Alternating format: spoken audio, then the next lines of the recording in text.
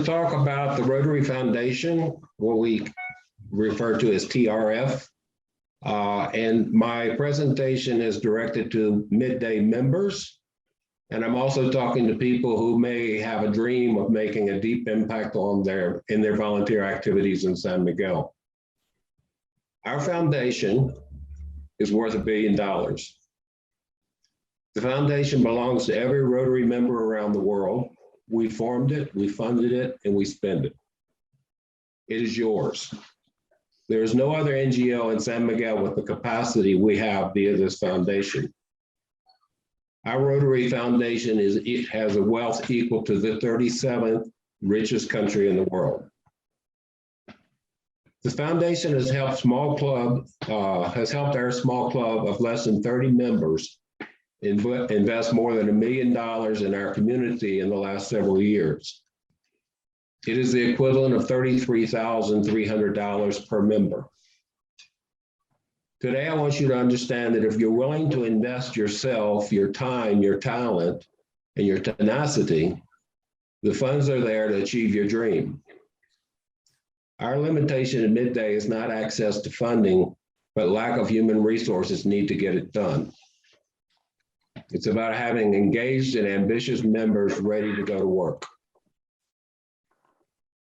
So today, let's take a little time to talk about the foundation and what resources it offers to us. Let's talk a little bit first about the kinds of things that TRF invests their funds in. Let's talk about how to have the greatest impact to change lives in San Miguel de Allende. At the end of the day, I don't want you to be able to recite facts about TRF, but I want you to understand that this fund belongs to you and it's available to any Rotarian that's willing to do the work. The objective of the foundation is very simple: to do good in the world. In the world, our work is international in scope, and building international relationships and promoting peace are central tenets of being a Rotarian. It is the Rotary ideal of international service that brings resources of more affluent countries to us here in Mexico. The Rotary mission is to help Rotary members advance world understanding, goodwill, and peace by improving health, providing quality education, and improving the environment, as well as alleviating poverty. TRF does many things. The two largest undertakings are community projects and the fight to eliminate polio from the world. TRF also funds international graduate scholarships, Rotary Peace Fellow scholarships, and 6 Rotary Peace Centers around the world. Of the $440 million raised by Rotarians for TRF last year, $153 million was used to fight polio, and $161 million was used to execute service projects. I'm going to talk a little bit about the projects in a few minutes, but first, Tony Ronci is going to tell you a little bit about one of the most ambitious and audacious undertakings ever done by a volunteer organization: the fight to eradicate polio from the world. Tony?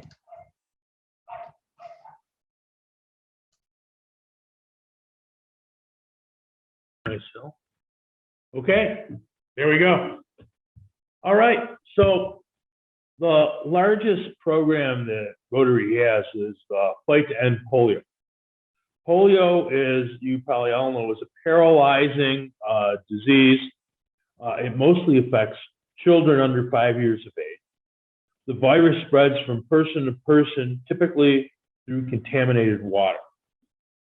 Rotary has been working for over 40 years, although probably close to 50 years now, to help eradicate it. Our story begins in 1979. There was a huge polio outbreak in the Philippines. In what was intended to be a one-off project, Rotary raised millions of dollars to eventually help immunize most of the children there. Excuse me.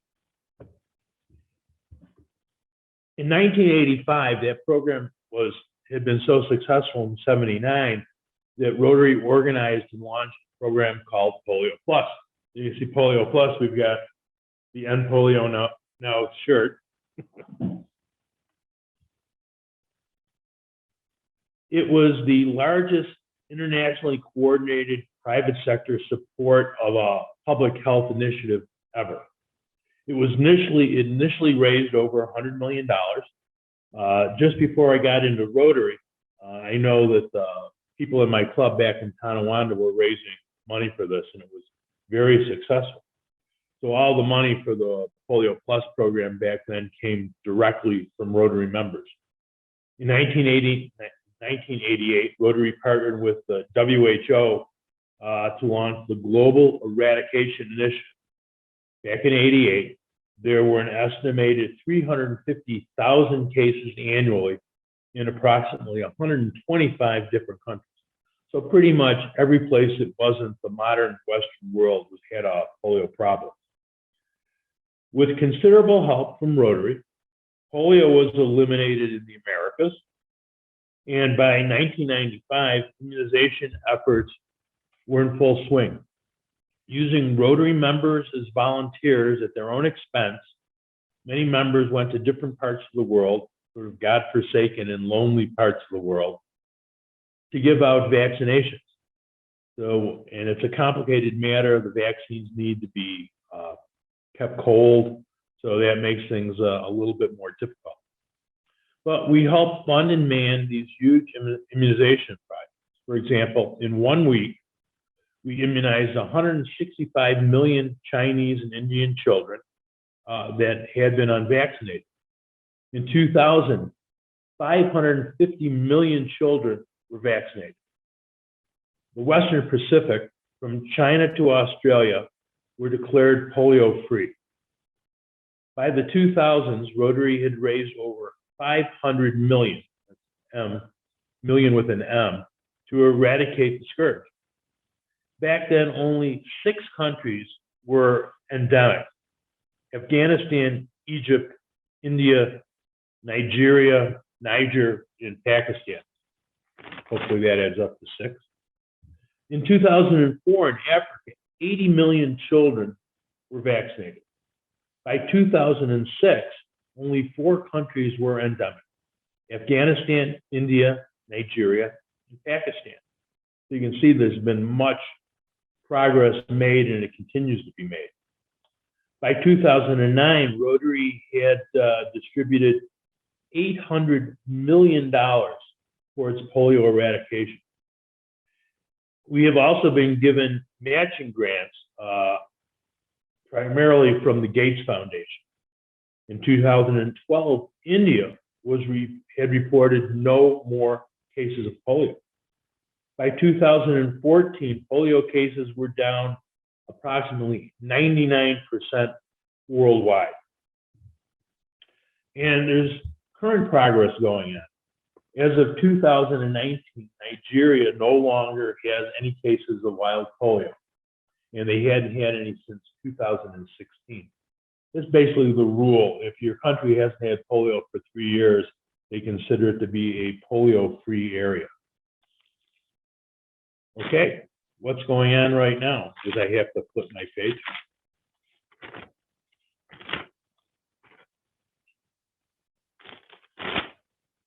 I got it here somewhere. Okay. Our goal is to eradicate polio.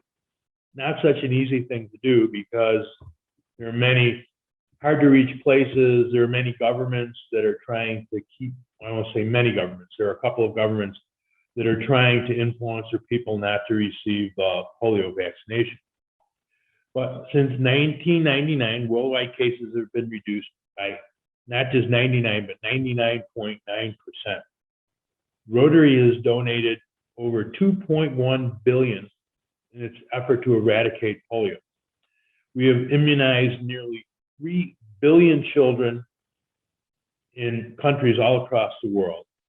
And today, only Pakistan and Afghanistan still have active cases of polio. And we're still working on that. Literally, takes hundreds of millions of dollars to try to put the final end to this. So we're still raising money. People in the Rotary clubs are very generous when it comes to donating for polio relief. And we encourage all of our members to donate to Polio Plus. And that's what I get to say, Lee. Back to you. Great, thank you. That's amazing. I mean, it's really incredible that a volunteer organization can accomplish something like that. I'm going to talk a little bit about TRF and projects now. Our Midday Rotary Club in San Miguel is known in the Rotary world for undertaking ambitious and complex grants. Our club is recognized within our district and to some extent in all of Mexico as the most successful project club of the hundreds of clubs in the region. Since our founding in 2005, our club's culture has been to undertake projects that strengthen our community and provide opportunity for beneficiaries to participate and work to improve their lives. Our club has been fortunate to have members and leaders who have learned how to take the vast resources of our foundation and invest them in our community. A common shared value by all Midday members is the importance of giving back and volunteering our time and expertise to make San Miguel a better place. The greatest funding for us comes through what they call the Global Grant Program. Global grants are always more than $30,000 and they always include international partnerships. Rotary Global Grants are very specific in what can be undertaken and how grants are planned and executed and evaluated. There are 7 areas where we invest, and these are areas of critical needs and where the most impact or the greatest impact per dollar can be achieved. These are the 7 areas of focus that we concentrate on: mother and child health, disease prevention and treatment, peace and conflict resolution, water and sanitation, basic education and literacy, economic and community development. And we've added a 7th area of focus this year, which is the environment and climate change. If you're interested in doing a project, choosing a project requires an open mind and a willingness to listen.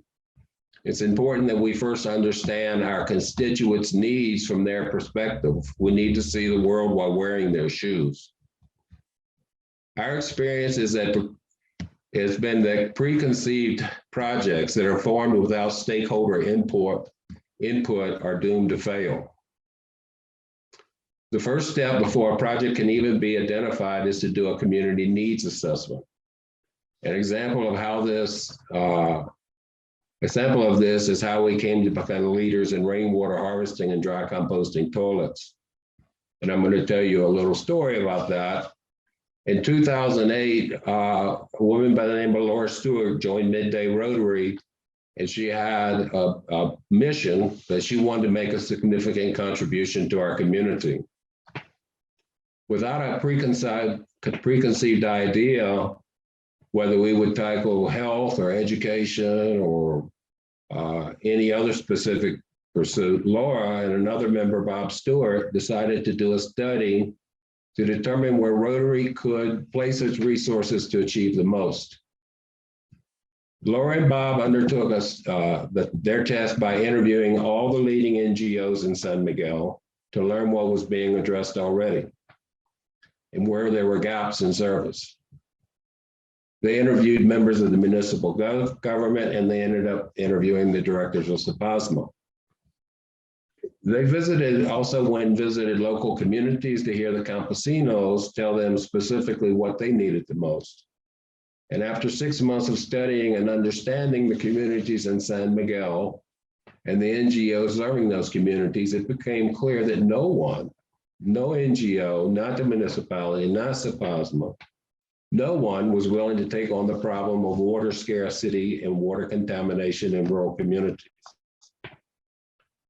Laura and Bob went on to find Dr. Adrian Marcos Ortega, who was a geophysicist at UNAM, and he had done extensive research into the problems of our local aquifer.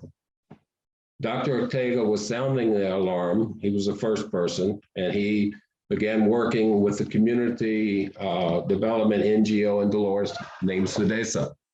SEDESA is the Center for Agricultural Development. SEDESA, we found, had many years of working with rural communities, and they had a history of tackling water issues. Furthermore, they had a design of a 12,000 liter ferrous cement rain catchment system. So after those 6 months, Laura and Bob found their path for Rotary Midday to make meaningful investments in solving the water problems. So I tell you this long story, which is greatly abbreviated, so you can understand that before you choose a problem or solution, you must do the research to understand that you are, in fact, addressing a real need that is perceived as a real need by the project recipients. So with this knowledge and new partners and new friendships, Midday began its work in rural San Miguel. Laura began slow and the scope of the projects expanded over time. Early projects were only several $1,000s. And over time, as we developed expertise and capacity, now our projects are over $200,000 each grant. We've built over 1,425 rainwater catchment systems at an average cost of $650 each. That work and other initiatives, such as our dry composting toilets, which also required a further community needs assessment. This process of doing a complete community needs assessment, as shown in this example, is taking place as we speak in 130 other countries around the world. As you may imagine, planning and executing the grant has many potential pitfalls. Rotarians are doing thousands of projects a year. TRF has taken the time to analyze many thousands of those past projects, and we've faced our mistakes and failures as learning opportunities. Those of us who want to do service grants in TRF have a vast resource of knowledge and experience in how to avoid failure. Once a potential project is identified, Rotary has many resources to help us plan that perfect project. And we don't have time today to talk about every step in planning a grant, but there are certain criteria that must be met to succeed in having your grant approved. This includes specific measures of success, an education and training program that assures project sustainability once Rotary is finished. Grants require monitoring and evaluation, and we do all this so that we can identify the good and bad and improve each project down the road. So the benefits of our Rotary grants go deep. As I became a project person over the last 13 years, at some point I stopped focusing on how many cisterns or how many toilets we had achieved, because as I spent more time in the Campo getting to know the beneficiaries, I realized that something bigger was happening with our beneficiaries. I noticed that our women beneficiaries became much more verbal over time. All of a sudden, they were looking me in the eye and telling me what they really needed. I saw them coming together in teams and working not only to identify common problems, but they were forming solutions and they were identifying ways to move themselves forward. They're confident, dignified, and they're proud of their accomplishments. We say Rotary changes lives. I now understand that. These people are realizing who they can be and they're moving forward in their lives. So if you're thinking, gee, I want to do this too, and you don't know where to start, well, TRF and Rotary Midday can help you do that. The Rotary Foundation has put together a team of 530 Rotary expert volunteers who provide technical and practical advice to Rotarians planning and managing project grants. we've had the benefit of these visiting advisors 3 times over the last several years, and it's been a wonderful experience. Also, the Rotary.org website has extensive training materials and guidance materials that can help you in trying to figure out how to do a project. Overall, last year, TRF awarded over 2,000 global grants at a cost of $130 million. These are grants similar to our water harvesting projects, our dry composting toilets, or mobile library.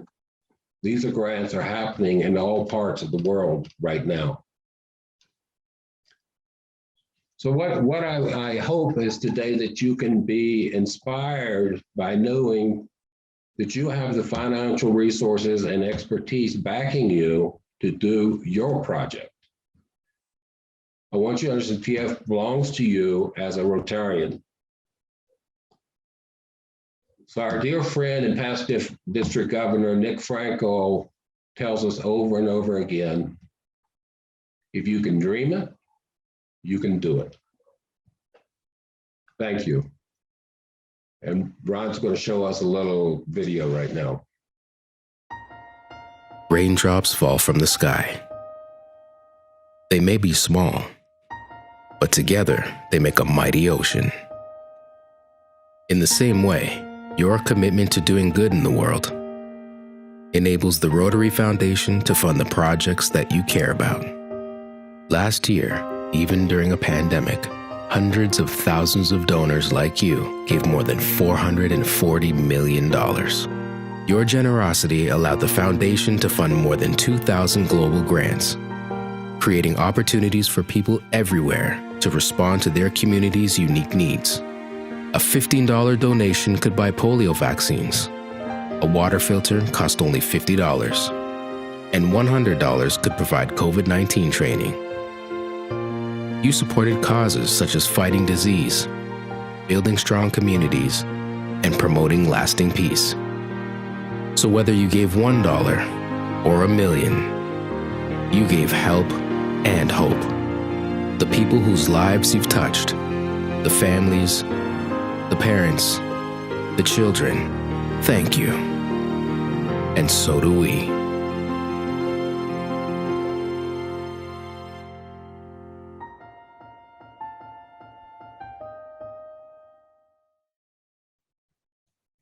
That's great. Thank you. So we're not talking today about giving to the Rotary Foundation, but you need to be thinking about that. The Rotary Foundation is classified by Charity Navigator as a 4-star organization. It's one of the best run foundations and charitable organizations in the world. But we'll talk about that another day.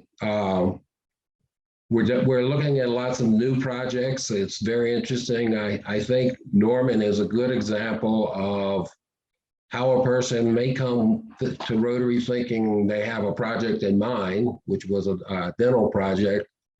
And over time, they realize they ended up they're doing something completely different. They're doing microfinance.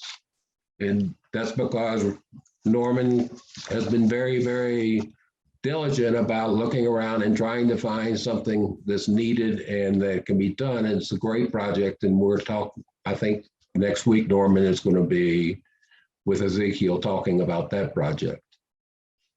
Well, we've got another project that we're looking at that I think is really, to me, is one of the most exciting projects that we've ever undertaken. And Terry Cavanaugh is going to be our project leader in that. And Terry, would you talk a little bit about what we're looking at? Sure. We're talking about doing, bringing awareness of menstruation and all that goes with it. Most people don't know that here in rural Mexico, girls will lose up to 1 week a month of school because they do not go to school because they've got their periods, whether it be because they're embarrassed or they don't have access to disposable feminine hygiene products. And a lot of them, that leads to them dropping out of school. So we're teaming up with Niñas Sabias, which is Wise Girls, and they've started a project here in Lake Chapala, and they've developed a pattern for a reusable pad that can be washed and really cool, funky colors. So it's fun, and they also have a educational program, and I'm working with Nori and Tom Snyder, and we're hitting the ground hard, and we're researching, and we hope to start a pilot project soon. I think you may have a meeting later this week with Sedesa. That would be awesome. Yeah, I think that's supposed to be Thursday. I'm not sure. Okay, perfect. But that's part of what I was talking about, like the community assessment is trying to understand in detail exactly what is needed here. Yes, 'cause what's needed here is different from other parts of the world, like Africa or India, but we do have to tailor our program to our girls' needs. Yeah. So anyhow, that's exciting. I think that's going to be a really amazing project, and it's going to give women an equal playing field, and they're going to get their full education that they deserve. So, Absolutely. yeah, super exciting. Skip, that's it for me, unless there's questions or people want to. Well, let's see. Let's try the raise your hand. Gary Peterson has a question. Gary? No, I don't have a question. I have a comment on that new project. It just speaks again to how our Rotary Club supports women in the community. It certainly does. All right. Anybody else have any comments? Norm, unmute. Yeah, I just wanted to thank you, Lee, for your presentation, because one of the things I intend to mention next week is how we intend to bring the resources of the Rotary Club to the already existing efforts here on microfinance, and you've given me a much deeper understanding of the total resource package that our Rotary Club can bring to bear on microfinance. So thank you. All right. Thanks, Norm. Anybody else have a comment or a question? Yeah, David here. I just wanted to thank Lee, excuse me, and Tony. Sorry, that's just a cough, smoker's cough. I think it was a great presentation. The foundation has done so much, and Lee made it very, very clear what we're doing. I hope that this presentation could be distributed by Ron to our mailing list, because this again will help draw more members into Rotary. There are still so many people in San Miguel that do not understand exactly the kinds of projects and the amount of money that our club and the Rotary Foundation put into the community. So it was a very inspiring presentation, and I want to thank you both. All right. Anybody else out there? Hey, Lee, would you mind repeating? We got some hands up. We do. Jose? Oh, okay. Oh, there they are. Go ahead. Hi, everyone. I just want to thanks for all the information and all that you've been doing here in San Miguel. And I would like to know how I can help you to promote or to share all that you've been doing during all these years here in San Miguel. So let me know if I can help with some designs or something. I'm sure you can. I know you can help. We need to figure that out. Thank you, Jose. Tom Schneider. Yeah, I guess, I really appreciate the scope of what you explained this morning, Lee. I go to E-Club of World Peace, and I go to another Rotary Club in Nelson, British Columbia, where my grandkids are, and I live part of the year. And everybody gives presentations on the Rotary Foundation, but it's so wide, it's so complex that every time I hear another presentation, I learn a whole bunch more about the Rotary Foundation and really everything that we're done. And, I guess it just amazes me how complex and how much I learn every time, Lee. And I really appreciate listening to you. Thank you. All right, Tom, thank you.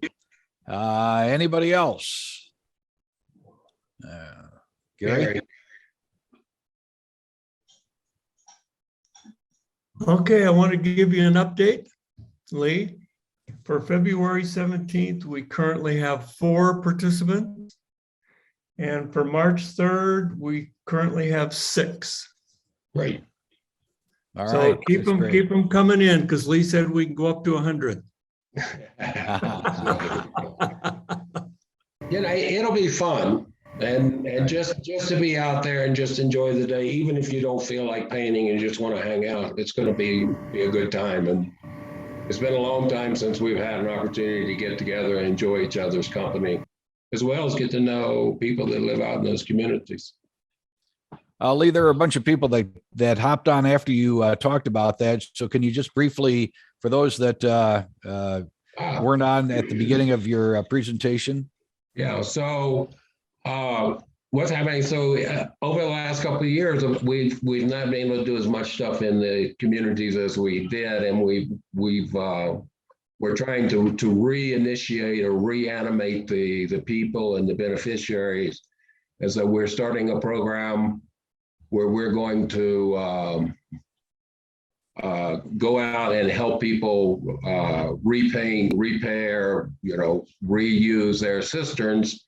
And on February 17th, we're going to be in the community of Presa Allende doing some painting and repairs. And on March 3rd, we're going to be in Cienega de Guanaris. And so we want you all to come. I am so excited to see Steve here from Walla Walla. This Steve, as you see here, is from Walla Walla. His Rotary Club has participated so many times with us and has been so generous to us over the years. And I have not seen you guys in a couple of years, and it's great to see you. So, but anyhow, back to so please sign up and let's go out and have a good time and fix some cisterns and get people going again, and do what Rotarians do. All right. Yeah. Get a hold of Gary Peterson and volunteer. The dates are February the 17th and March the 3rd. And the time is somewhere between like 10 a.m. to 3 p.m. Is that right, Lee? Yeah, I suspect we'll leave at 10 a.m. from the mega parking lot. That's what we do. And we'll try to be back here by 3. And we can take a few cars. If someone needs to go later, that we can figure that out. If someone needs to come back sooner, we can figure that out. But the important and by the way, I want to thank Andrea for joining us today. She's our new friend. She's a Rotary, and she wanted to learn about what we're doing. And hopefully Andrea is happy with your presentation. Would that be Andrea from the Bahamas? No. No. Okay. But she was sitting at the same table. I know which one we're talking about now. Yep. Yeah. Got it.